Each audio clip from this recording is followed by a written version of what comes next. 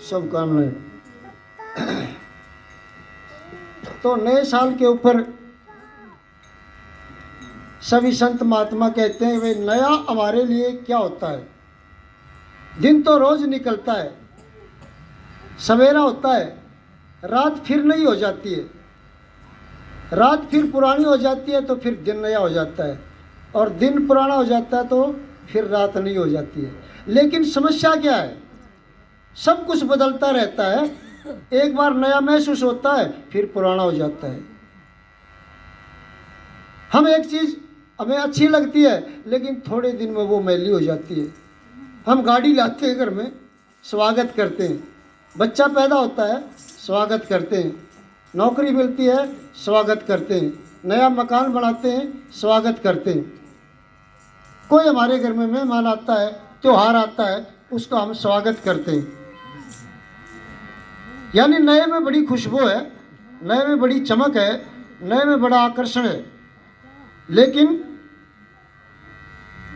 हमारे जीवन में नया कुछ नहीं होता। हम वही पुराने के पुराने, हमारी वही पुरानी की पुरानी रूढ़िवादी और परंपरावादी और आदिवासी सोच। नए रास्तों का निर्माण अक्सर वही लोग करते हैं जिन्हें पुराने डरों पर चलना पसंद नहीं होता। लेकिन हम जो हैं, हम जो ठहरे जिद्दी बाबू के लकीर के फकीर, आगे नहीं रखना कदम। सभी संत महात्माओं ने अपनी तरफ से अपने जीवन में पूरा जीवन जोर लगा के कहते हैं कि अरे भाई समझ लो, समझ जाओ, समझो। क्योंकि एक समझ ही ऐसी है जो प्रकाश का काम करती है। घर में, हमारे जीवन में, हमारे घर में, घर जैसे हमारे जीवन में होता है ऐसे हमारे घर में होता है, ऐसे हमारे ध्यान में होता है। सारी चीजें हैं लेकिन प्रकाश नहीं है। अब अंधेरा हो और सारी चीजें हमारे पास हो तो किसका क्या फायदा, पता ही नहीं कहाँ क्या रखा। हमारे पास कोई चीज है, उसका हमने पता नहीं ये किस काम की है, कैसे काम आती है, कैसे इसका लाभ हानि होता है, फिर तो फिजूल है ना। काम की तभी है जब उसको हम उसके बारे में पता चले कि ये किस काम की है और कैसे काम करती है। इसलिए हमारा जीवन चला जाता है, हम यही कहते रहते हैं हमने तो सुख नहीं मिला, शांति नहीं मिली। एक महात्मा बुद्ध जी सत्संग कर रहे थे, तो जब सत्संग की समाप्ति का करीब आया तो एक सेठ महात्मा बुद्ध के सामने खड़ा होकर के रोने लगा, हाथ जोड़कर रो रहा था। महात्मा बुद्ध ने समझ लिया कि बड़ी परेशानी है। कहने लगे भाई बोल तेरी क्या परेशानी है। कि मेरी परेशानी ये है कि जी मैंने बहुत धन कमाया, इतना धन कमाया कि बहुत ज़्यादा, लेकिन मेरे बेटे ने मेरे आंखों के सामने मेरे को बर्बाद कर दिया। क्यों कर दिया? क्यों? मैंने इतना धन कमाया, मेरे सामने शराब पीता है, मांस खाता है और सारे दिन पड़ा रहता है, कुछ नहीं करता और जीवन बर्बाद कर दिया। उसने मेरा सारा धन लुटा दिया। तो महात्मा बुद्ध जी कहने लगे कि तेरे बाप ने तेरे को क्या दिया था? कि मेरे बाप ने मेरे को संस्कार तो दिए थे, अच्छी शिक्षा तो दी थी, लेकिन बाहर का धन कुछ नहीं दिया था। तो महात्मा बुद्ध कहने लगे कि समझ में आई कि तेरे बाप ने तेरे को वो धन दिया था जिसके कारण तू दोनों प्रकार से धनवान बन गया। अकल दी, अच्छे संस्कार दिए, जीवन में, संसार में, समाज में रहने के इतना अच्छे संस्कार दिए जिसके कारण तू बाहरी धन का भी अमीर बन गया। लेकिन तूने अपने बच्चों को संस्कार नहीं दिए, तूने बाहर का धन दिया। बाहर का धन देने से अकल भी खराब और शकल भी खराब। क्यों? आपने बाहर का धन दिया इसलिए वो बच्चा बर्बाद हो गया, बाहर का भी धन बर्बाद किया और अपनी अकल भी खराब कर ली और तू भी खराब। और तेरे बाप ने तेरे को क्या दिया?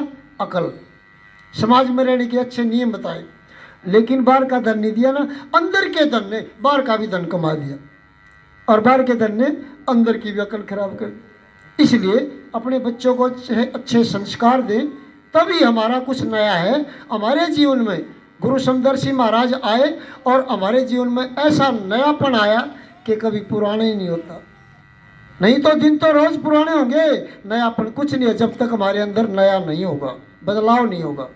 और दुनिया की चीज़ें क्या है, कुछ भी लो, नहीं तो है लेकिन कितनी देर, थोड़े दिन में मैली हो जाती है ना, पुरानी हो जाती है। लेकिन परमात्मा का जो सिस्टम है कि हम ये समझे किसी ऐसे संत के संगति से कि मैं कौन हूँ, सच्चाई क्या है दुनिया में, हम सच्चाई को बाहर तलाशते हैं। एक बार एक संत रूपिया थी, वो लोग हरिद्वार जा रहे थे तीर्थ पे स्नान करने के लिए, और संत रूपिया एक झोपड़ी डाले हुई थी रास्ते में, क्योंकि संतों का काम होता है जहाँ लोग जाते वहीं बैठ जाते हैं, क्योंकि समझाना तो लोगों को है और उनको समझाना जो भटके हुए। तो वहाँ रेत में हाथ मारने लग गई ऐसे रास्ते में। तो रास्ते में रेत में हाथ मारेगी तो कोई इनको तो पूछेगा, बहन जी क्या खो गया। एक ने पूछा, दो ने पूछा, चार ने पूछा, 10 इकट्ठे हो गए। बहन जी क्या दिक्कत है, बोल ही नहीं। अरे भाई क्या बताऊँ, मेरी सुई खो गई। सुई खो गई, अब सुई खो गई, उसको ढूंढ रही हूँ। अब सारे कोशिश करने लगे कि हम तेरी सुई को तलाशेंगे, इधर उधर हाथ मारने लगे। फिर एक के अकल आई कि बहन जी तेरी सुई आखिर गिरी कहाँ थी। अब गिरी तो झोपड़ी में थी। अब गिरी झोपड़ी में ढूंढ आ रही है, कहने लगे झोपड़ी में अंधेरा है। गिरी तो वहाँ थी लेकिन अंधेरा है। मैंने सोचा यहाँ प्रकाश है, रोशनी है, चांदना है, यहाँ ढूंढ लो। अरे बहन जी आप भी कितनी बोली, यहाँ चांदना तो है लेकिन चीज तो नहीं है। झोपड़ी में चांदना करो और सुई को ढूंढो जहाँ गिरी है। तो रूबिया कहने लगी, ए भाइयों बहनों, मैं तुम्हारे को ये समझाती हूँ, बेचैनी तुम्हारे दिमाग के अंदर है और तुम बाहर तीर्थों में शांति ढूंढ रहे हो, चैन ढूंढ रहे हो। इनमें शांति नहीं है, इनमें तो जहाँ भी जाओगे नीचे जमीन है, पहाड़ों से बर्फ पिघल के पानी आ रहा है, तो कहीं गंगा कह लो से जमुना।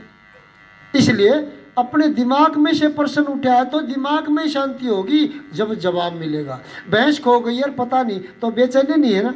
किसी को बता दे तेरी भैंस गुम होगी और हम जाके देखेंगे ओहो असल में खो गई, फिर बेचैनी होगी, और जब मिल जाए तो शांति हो जाएगी। लेकिन क्या होती है, उसके बदले में, हमारी भैंस के बदले में चाहे ज़्यादा महंगी महंगी और बहुत ज़्यादा भैंस दे दे कोई हमारे को, लेकिन वो संतुष्टि नहीं हो सकती, क्योंकि अब ये सोचेंगे वो तो नहीं मिली ना, और तो मिल गई लेकिन वो नहीं मिली जो खोई थी। इसलिए हमारे जीवन में परमात्मा नहीं है तो ऐसे समझे जैसे बारात में दुल्हा नहीं है। अब बारात में अच्छे अमीर घर के लड़कियों, लंबे तगड़े सुंदर हो, बढ़िया महंगे कपड़े पहने हो, बड़ी बड़ी गाड़ियों में बारात हो और बहुत बड़ी बारात हो, और बनना ना हो, तो बारात कितनी अच्छी है, कुछ नहीं है ना, फोकट है, डंडे लगेंगे, कुंडियों पर बिठा देंगे, भगा देंगे।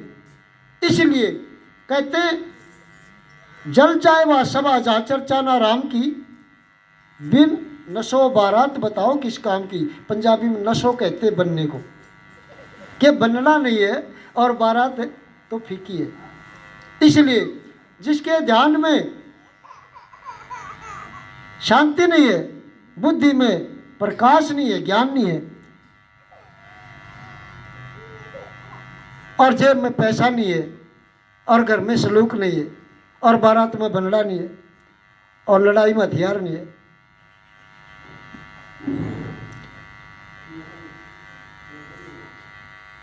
और जीवन में सत्संग नहीं है, तो समझ लो गया काम से। काटो 84 का चक्कर फिर वापसी है, ये आखिरी पैड़ी है, यहाँ से उल्टा हो जाएगा। जैसे छत के करीब जो पैड़ी होती है, पूरा सफर हो जाता है ना, तो फिर वहाँ तो आगे पैड़ी खत्म, फिर तो उल्टा आना है। तो अगर हम छत की तरफ नहीं गए, परमात्मा की तरफ नहीं गए, ये मिला इसलिए है जीवन सिर्फ परमात्मा के लिए, जानने के लिए मैं कौन हूँ। हमारा जीवन इस तरह खत्म हो जाता है, कैसे, जैसे हम शहर में कोई चीज़ लेने के लिए किसी ने भेजे या हम खुद लेने गए, और जो पैसे हम लेके गए थे सुबह, वहाँ कोई हमारे को मुसाफिर मिल गए, 2-4 दोस्त मिल गए, वहाँ खाया पिया, बोले बतलाए और चीज़ खरीद ली, शाम भी होगी यानी